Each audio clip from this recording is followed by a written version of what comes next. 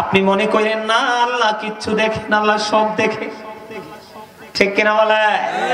বন্ধুরে আমার, আপনি রায় দেওয়ার কথা একজনকে দিয়ে দিলেন আরেকজনকে, আর এখন তো বন্ধু সাক্ষীর উপর নির্ভর করতে হয় না, এখন বিচারের রায় নির্ভর করে ঘুষের উপরে।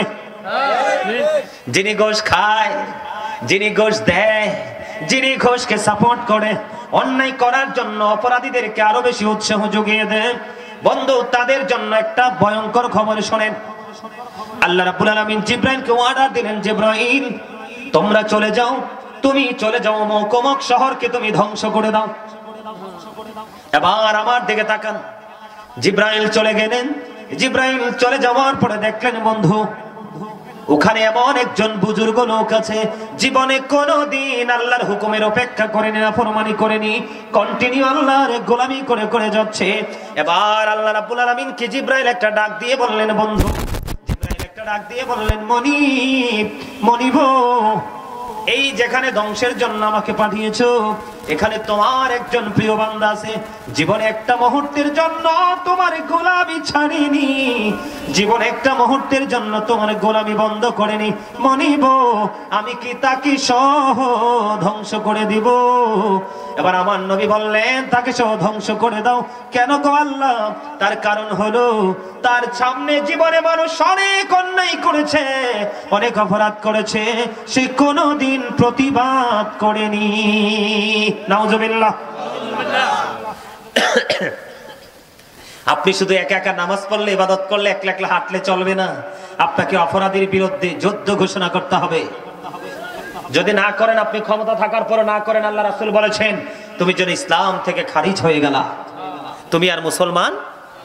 কারণ হাত দিয়ে, মুখ দিয়ে, বডি দিয়ে, যেটা দিয়ে সবচেয়ে বড় ভয়ঙ্কর একটা খবর আছে, আমাদের দেশে কিছু অসৎ লোক আছে, সরাসরি কিন্তু মানুষের ক্ষতি করে না, ঘুষ টুস দিয়া এমনি ডান দিক দিয়া বাম দিক দিয়ে লোক মারফতে ক্ষতি করায়, আছে না?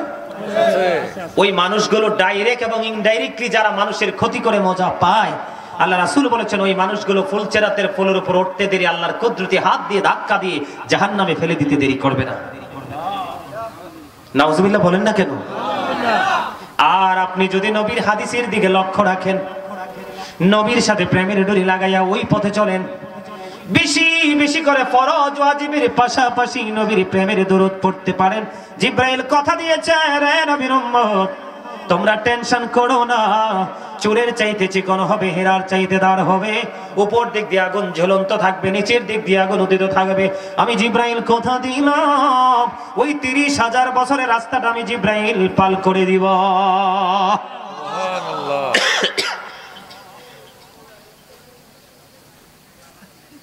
আমাদের মধ্যে এই সমস্যাগুলো আছে না নাই? আরে আরো জোরে কর না, আর একটু মহব্বতে। এবার আরেকটা মজার খবর দিব বন্ধু।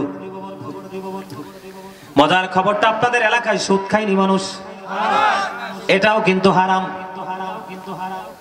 সুদ খাওয়ার যে কৌশল আপনারা তো জানেন না, আমরা দেখছি, আমি নিজে চোখে দেখছি। আপনার কাছে হাওলাত চাইলে কিন্তু বলবে ভাই হারামও নেই, যখন বলবেন ভাই মাস শেষে কিছু টাকা দিব, তখন খুব আরে আমার বাইরের কিছু টাকা আছে, তুমি ঠিকঠাক মতো লাভটা দিলে আইনা দিব। আর কিছু মহিলাও আছে বড় বড় বাটপার, ওদের কাছে টাকা হাওলাত চাইলে দিবে না, যখন লাভের কথা বলবে বলবে দুলাভাই আপার কাছে টাকা পাঠায়, চাইলে আনতে পারবো।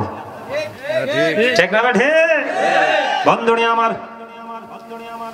আমার নবী জানিয়ে দিয়েছেন কিয়ামতের পূর্বক্ষণে পৃথিবীর এমন একটা অবস্থা হয়ে যাবে, মানুষ কি হালাল খাচ্ছে নাকি হারাম খাচ্ছে সেটার পরোয়াই করবে না। বর্তমান সমাজ কিন্তু এমন হয়ে গেছে, যদি টাকা পায়, যদি বন্ধু কিছু সুবিধা পায়, কিছু হাট বাজার পায়, সাথে সাথে সব কিছু ওই বড় লোকের কাছে, জালেমের কাছে বিক্রি করে দেয়। যিনি সুদ খায়, যিনি সুদ দেয়, যিনি সুদের স্ট্যাম্প লেখে, যিনি সুদের টাকা কালেকশনে নিয়োজিত থাকে, প্রত্যক্ষ এবং পরোক্ষভাবে যিনি সুদের সাথে যুক্ত থাকে, সবার জন্য একই রকম সাজা।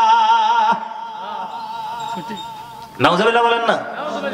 আমার নবী যে মেরাজে গেছে আপনারা জানেন কি জানেন না? আরো জোরে কর না। সুদখোরের কি অবস্থা হবে আমার দিকে তাকান বন্ধু।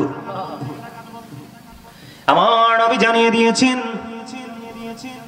আমার নবী যখন মেরাজে গেলেন, জাহান্নামের দিকে নজর দিলেন, জাহান্নামের দিকে নজর দিয়ে চাইয়া দেখলেন এক একটা মানুষের পেট এক একটা ঘরের মতো বড় বড়, জোরে জোরে কন্যা নাউজুবিল্লাহ।